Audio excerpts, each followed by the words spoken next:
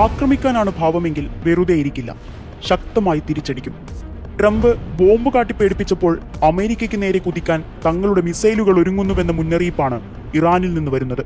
ലോകമെമ്പാടുമുള്ള US കേന്ദ്രങ്ങൾ തകർത്ത് തരിപ്പണമാക്കാൻ ശേഷിയുള്ള മിസൈലുകൾ സായുധ സേന തയ്യാറാക്കിയിട്ടുണ്ടെന്നാണ് ഇറാന്റെ ദേശീയ പത്രമായ ടെഹ്റാൻ ടൈംസിന്റെ റിപ്പോർട്ട്. രാജ്യത്തെ ഭൂഗർഭ മിസൈൽ സിറ്റികളിൽ കനത്ത വ്യോമാക്രമണങ്ങളെ ചെറുക്കാൻ കെൽപ്പുള്ള മിസൈലുകൾ റെഡി ടു ലോഞ്ച് മോഡിലാണെന്നാണ് ഇറാൻ ഔദ്യോഗിക വൃത്തങ്ങളെ ഉദ്ധരിച്ച് ടെഹ്റാൻ ടൈംസ് വ്യക്തമാക്കുന്നത്. പുതിയ ആണവ കരാറുമായി ബന്ധപ്പെട്ട് നിരന്തരം ചർച്ചകൾ നടക്കുന്നുവെന്നല്ലാതെ തീരുമാനമെടുക്കാൻ ഇറാൻ വൈകുന്നതിൽ പ്രകോപിതനായാണ് ബോംബ് ഭീഷണിയുമായി ട്രംപ് രംഗത്തെത്തിയത്. അവർ ഇനിയും കരാറിലെത്താൻ തയ്യാറായില്ലെങ്കിൽ ബോംബാക്രമണമുണ്ടാകും, ഇന്നുവരെ കണ്ടിട്ടില്ലാത്ത തരത്തിൽ ബോംബുകൾ പതിച്ചുകൊണ്ടേയിരിക്കും എന്നാണ് ട്രംപ് NBC ന്യൂസിന് നൽകിയ അഭിമുഖത്തിൽ പറയുന്നത്. മാത്രമല്ല, ചരക്കു നിരോധനമടക്കം ഗുരുതര പ്രത്യാഘാതങ്ങൾ ഇറാൻ നേരിടേണ്ടി വരുമെന്നും ട്രംപ് മുന്നറിയിപ്പ് നൽകിയിരുന്നു. വർഷങ്ങൾക്കു മുമ്പുള്ളതിന് സമാനമായ നികുതികളും നിരോധനങ്ങളും ഇറാന് മേൽ ചുമത്തുമെന്നാണ് ട്രംപ് പറഞ്ഞത്. US-ന്റെ ആവശ്യം അംഗീകരിക്കാത്ത പക്ഷം ഇറാന് മേൽ അധിക തീരുവ ചുമത്തുമെന്നും ട്രംപ് ഭീഷണി മുഴക്കി. ട്രംപിന്റെ മുന്നറിയിപ്പുകളും ഭീഷണികളും ഒന്നും മുഖവിലേക്കെടുക്കാതെയാണ് ഇറാൻ നിലപാട് വ്യക്തമാക്കി രംഗത്തെത്തിയത്. അമേരിക്കയുമായി നേരിട്ട് ചർച്ചകൾക്ക് തയ്യാറല്ലെന്നാണ് പ്രസിഡന്റ് മസൂദ് പെസഷ്കിയാൻ അറിയിച്ചത്. ആണവ കരാറുമായി ബന്ധപ്പെട്ട് ട്രംപ് ഇറാൻ അയച്ച കത്തിന് ഒമാൻ വഴിയായിരുന്നു ഇറാന്റെ മറുപടി. അമേരിക്കയുമായി നേരിട്ടുള്ള ചർച്ചകൾക്കില്ല, എന്നാൽ പരോക്ഷ ചർച്ചകൾക്ക് തങ്ങൾ തയ്യാറാണെന്നാണ് പെസഷ്കിയാൻ ടെഹ്റാനിൽ വാർത്താ സമ്മേളനത്തിൽ വ്യക്തമാക്കിയത്. തത്വത്തിൽ ഇറാൻ ചർച്ചകൾക്ക് എതിരല്ലെന്നും എന്നാൽ അമേരിക്ക മുൻകാലങ്ങളിലെ തെറ്റ് തിരുത്തുകയും വിശ്വാസം പുനഃസ്ഥാപിക്കുകയും വേണമെന്നും അദ്ദേഹം കൂട്ടിച്ചേർത്തു. ട്രംപിന്റെ ബോംബ് ഭീഷണിക്ക് മറുപടിയുമായി കഴിഞ്ഞ ദിവസം ഇറാൻ പരമോന്നത നേതാവ് അയത്തുള്ള അലി ഖമേനിയും രംഗത്തെത്തിയിരുന്നു. അമേരിക്കയും ഇസ്രയേലും എന്നും ശത്രുപക്ഷത്തുള്ളവരാണ്. അവർ ഞങ്ങളെ ആക്രമിക്കുമെന്ന് ഭീഷണിപ്പെടുത്തുന്നു. അത് സാധ്യമാകില്ലെന്നാണ് ഞങ്ങൾ കരുതുന്നത്. എന്നാൽ അവർ എന്തെങ്കിലും ദുഷ്പ്രവൃത്തി ചെയ്യുകയാണെങ്കിൽ തീർച്ചയായും അവർക്ക് അതിനുള്ള തിരിച്ചടി കിട്ടും എന്നാണ് ഖമേനി വ്യക്തമാക്കുന്നത്. ഇനി മുൻകാലങ്ങളിൽ എന്ന പോലെ രാജ്യദ്രോഹ പ്രവർത്തനങ്ങൾ നടത്താനാണ് ഉദ്ദേശമെങ്കിൽ ഇറാനിയൻ ജനത തന്നെ അവരെ നേരിടുമെന്നും ഖമേനി കൂട്ടിച്ചേർക്കുന്നുണ്ട്.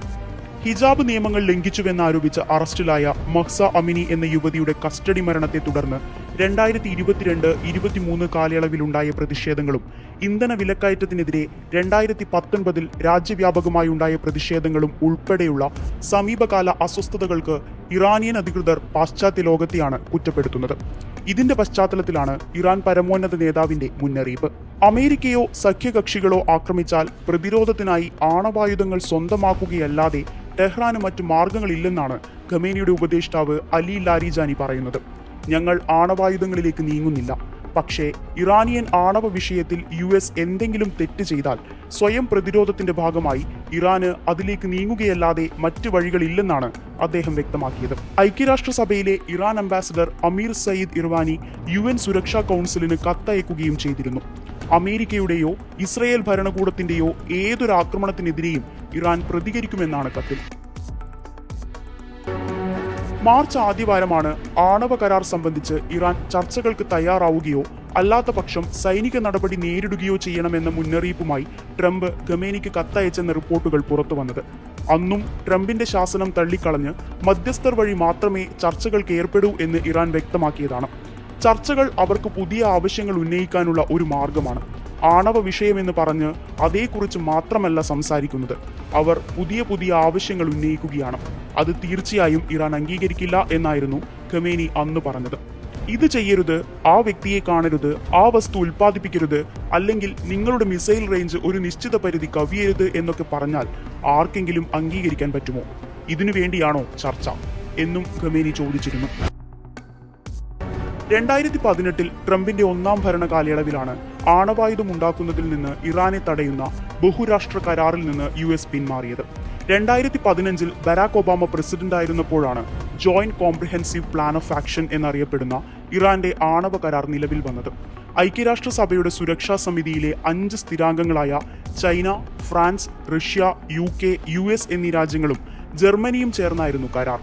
ഇറാന്റെ ആണവ പദ്ധതി മന്ദഗതിയിലാക്കുകയായിരുന്നു കരാറിന്റെ പ്രധാന ലക്ഷ്യം. കരാറിന്റെ ഭാഗമായി ഇറാനെതിരെ അമേരിക്കയും ഐക്യരാഷ്ട്രസഭയും യൂറോപ്യൻ യൂണിയനും ഏർപ്പെടുത്തിയ ഭൂരിഭാഗം ഉപരോധങ്ങളും പിൻവലിക്കപ്പെടുകയും ചെയ്തിരുന്നു. എണ്ണ വ്യാപാരത്തിനുള്ള ഉപരോധങ്ങൾ അമേരിക്ക പിൻവലിച്ചത് ഇറാന് വലിയ നേട്ടമാണ് ഉണ്ടാക്കിയത്. ഇറാന്റെ ബാലിസ്റ്റിക് മിസൈൽ പദ്ധതിക്കും മറ്റ് സംഘടനകളുടെ സഹായത്തോടെ മേഖലയിൽ ഇറാൻ നടത്തുന്ന സംഘർഷങ്ങൾക്കും മറുപടിയായാണ് 2018 ട്രംപ് കരാറിൽ നിന്ന് ഏകപക്ഷീയമായി പിന്മാറിയത്. ഇതോടൊപ്പം ഇറാന് മേലുള്ള ബാങ്കിംഗ്, എണ്ണ ഉപരോധങ്ങൾ പുനഃസ്ഥാപിക്കുകയും ചെയ്തു. US പിന്മാറ്റത്തിന് ശേഷം ഇറാൻ പ്രാരംഭ കരാർ പ്രകാരമുണ്ടായിരുന്ന പരിധികളെല്ലാം മറികടക്കുന്നതാണ് പിന്നീട് കണ്ടത്.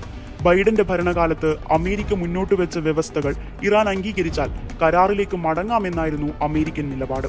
എന്നാൽ ചർച്ചകൾ നീണ്ടുപോയതല്ലാതെ ഇതൊന്നും ഫലം കണ്ടില്ല. പിന്നീട് ചർച്ചയ്ക്ക് വാതിൽ തുറന്ന് ഇറാൻ തന്നെ രംഗത്തെത്തി. പക്ഷേ അമേരിക്ക അതിനോട് അനുകൂല നിലപാടല്ല പുലർത്തിയത്. ഇപ്പോൾ ട്രംപിന്റെ 2ാം ടേമിലാണ് പുതിയ കരാറിൽ ഏർപ്പെടാനുള്ള സന്നദ്ധത അറിയിച്ച് അമേരിക്ക രംഗത്തെത്തുന്നത്. യുറേനിയം സമ്പുഷ്ടീകരണം ഇറാൻ തുടരുന്നത് വെല്ലുവിളിയാണെന്ന നിലപാടാണ് ട്രംപിനും പാശ്ചാത്യ രാജ്യങ്ങൾക്കുമുള്ളത്. എന്നാൽ രാജ്യത്തിന്റെ പുരോഗതിക്കായുള്ള വികസന പ്രവർത്തനങ്ങൾക്ക് വേണ്ടി മാത്രമാണ് ആണവ സമ്പുഷ്ടീകരണം നടത്തുന്നതെന്നാണ് ഇറാന്റെ നിലപാട്.